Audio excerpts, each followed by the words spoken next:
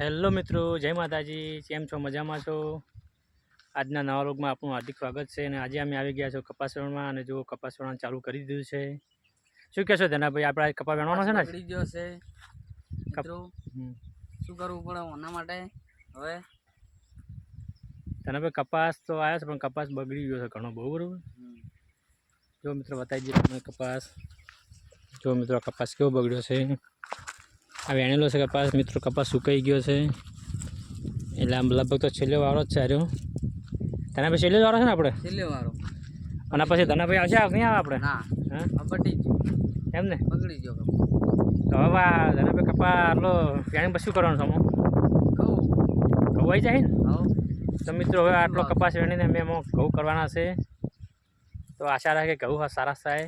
વરસાદના કારણે કપાસ તો બગડી ગયો છે, પણ એટલે મિત્રો વિડીયો ગમ્યો તો લાઇક, શેર અને સબસ્ક્રાઈબ કરવાનું ભૂલતા નહીં. જય માતાજી મિત્રો.